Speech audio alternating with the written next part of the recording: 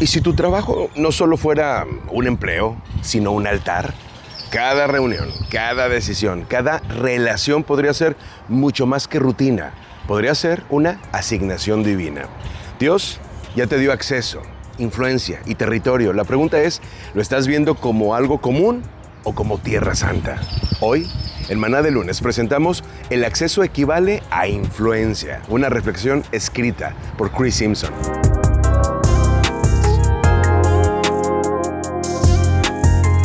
Entra a la oficina un lunes por la mañana. El sonido de los teclados, el aviso constante de los correos electrónicos, la competencia que se esconde detrás de sonrisas amables y reportes trimestrales. Todo parece ordinario, neutral, solo trabajo, pero no lo es. Cada lugar de trabajo es una especie de templo, lleno de sus propios rituales de adoración. El éxito es exaltado en las evaluaciones de desempeño. El estatus es coronado en ascensos y títulos. La seguridad se esconde detrás de salarios y planes de retiro. Estos son los dioses de nuestra época. Pequeños, brillantes e implacables. Y entonces Jesús entra.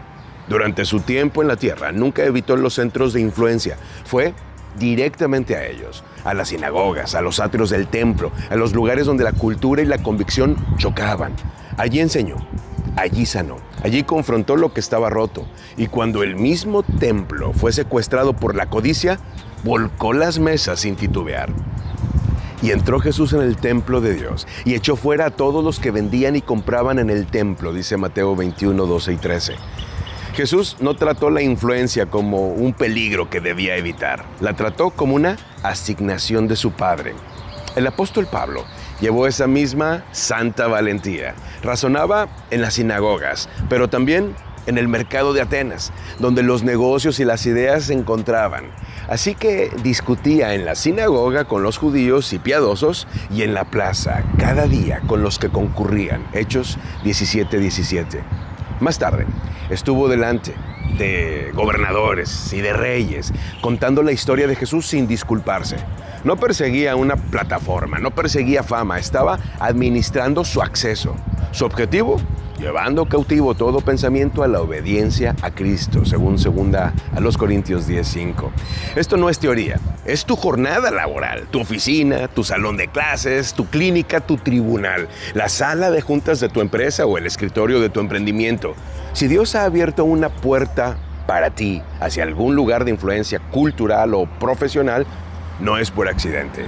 No fuiste colocado allí para subir más rápido la escalera. Fuiste colocado allí para llevar su reino más alto. Jesús lo describió como la levadura en la masa. El reino de los cielos es semejante a la levadura, dice Mateo 13:33. Silenciosa, escondida, pero imparable. La verdadera influencia no viene del volumen ni de la visibilidad, viene de la presencia.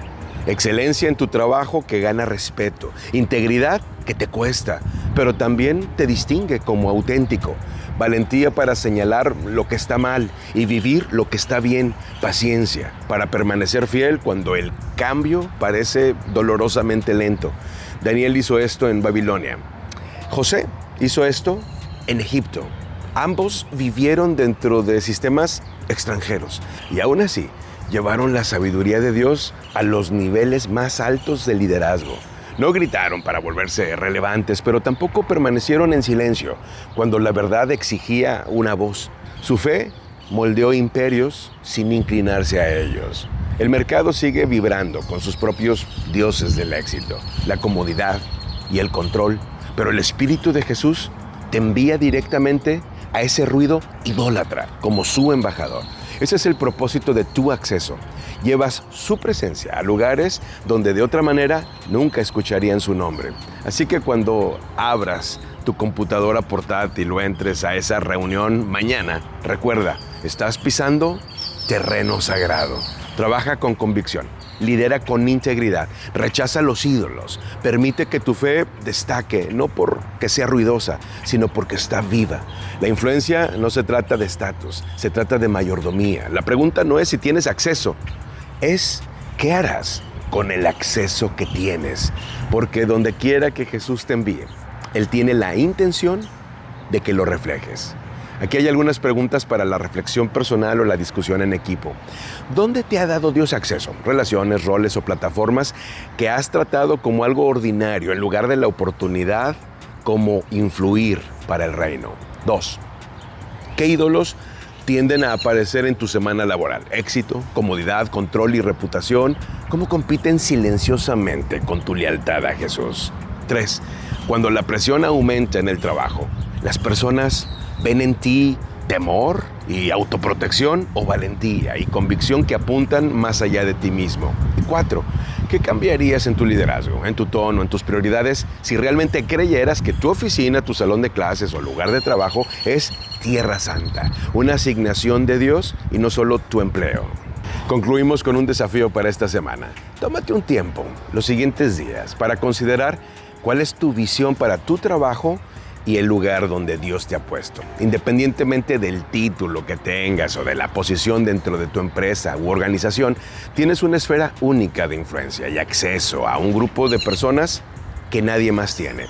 Siempre ayuda a compartir ideas y pensamientos abiertamente con personas en quienes confías y que se preocupan por ti.